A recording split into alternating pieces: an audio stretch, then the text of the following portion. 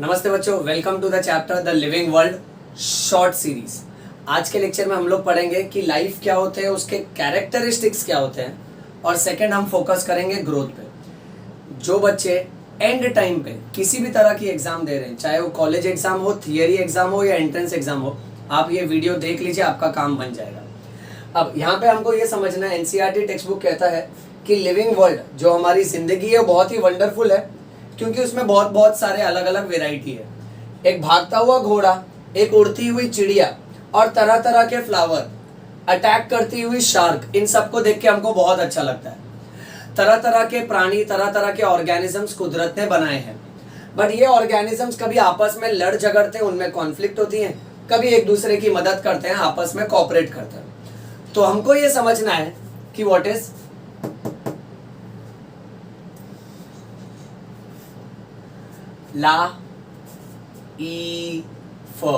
Life. What is life, यही तो नहीं हम समझ पाते हैं ना कि जिंदगी क्या है।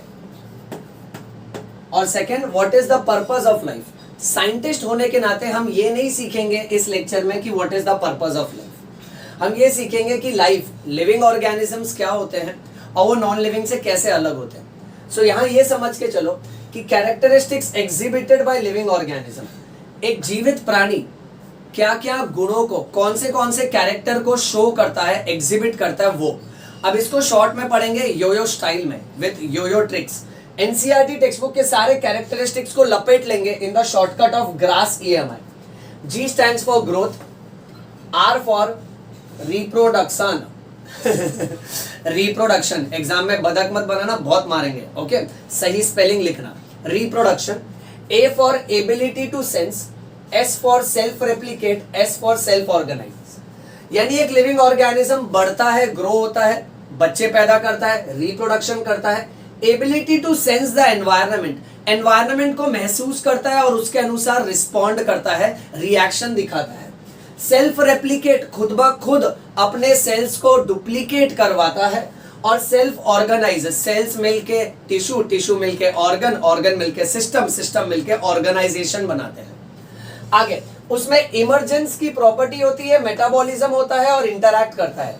इमर्जेंस यानी वो निखर के आता है, ओके, संघर्ष करता है और सर्वाइवल में बाहर निखर के आता है।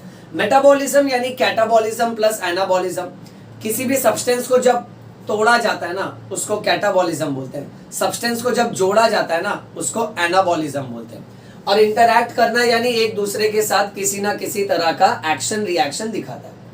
नेक्स्ट, इस चैप्टर में फिर हमको पढ़ना है what is the difference between living and non living. अब बच्चों इसमें सबसे पहला कैरेक्टरिस्टिक लिया गया है growth. Twin characteristics of growth माना जाता है increase in mass and increase in number. Twin यानी दो।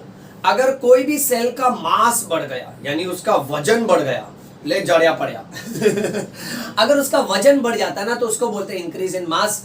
और अगर कोई सेल का नंबर बढ़ जाता है ना तो उसको बोलते हैं increase in number. So increase in mass and increase in number are twin characteristics of growth. Next, growth plant cell में जिंदगी भर होता है, throughout life, और growth animal cell में ना कुछ उम्र तक ही होता है, क्योंकि plant cells में मेरिस्टेमेटिक टिश्यू होते हैं and meristematic tissue continue to divide and redivide. आगे बढ़ते हैं। Increase in body mass is considered as growth. Text book कहता है कि जब किसी का बॉडी मास बढ़ जाए उसको ग्रोथ मान के चलो। तो इस हिसाब से अगर हम देखें, therefore non living things also grow, तो नॉन लिविंग थिंग्स का भी ग्रोथ होता है।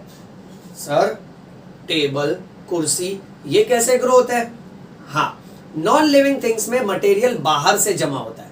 मान लो जैसे एक पहाड़ है, माउंटेन, उस पे और मिट्टी आके जमा हो गई तो उसका हाइट और थिकनेस बढ़ जाएगा।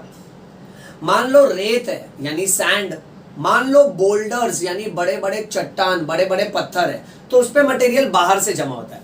इसलिए लिविंग और नॉन लिविंग में ग्रोथ के मामले में देखो क्या फर्क है। Growth in living organisms is from inside. हम लिविंग ऑर्गेनिजम्स में जो भी ग्रोथ होता है वो अंदरूनी होता है। हमारे सेल के अंदर साइटोप्लाज्म बढ़ता है, तब जाके सेल का साइज या तो सेल का नंबर बढ़ता है। सो ऐसे इंटरनल ग्रोथ को इंट्रिंसिक ग्रोथ कहा जाता है, इंटरनल ग्रोथ कहा जाता है। For example, increase in cell mass and increase in cell number. इतना स्प्राइट है, बोले तो क्लियर है। आगे बढ़ते हैं। फिर नॉन लिविंग में the growth is from outside, उसको एक्सटर्नल ग्रोथ या तो एक्सट्रिंसिक ग्रोथ कहा जाता है, for example sand, mountains and boulders. और क्योंकि ग्रोथ अब हमने देखा लिविंग और नॉन लिविंग दोनों में होता है, सो ग्रोथ के आधार पे मैं लिविंग और नॉन लिविंग में फर्क नहीं कर सकता। इसलिए बहुत ही इंपॉर्टेंट लाइन है, growth cannot be taken as a defining property of living organisms. आखिरी point, dead organisms do not grow.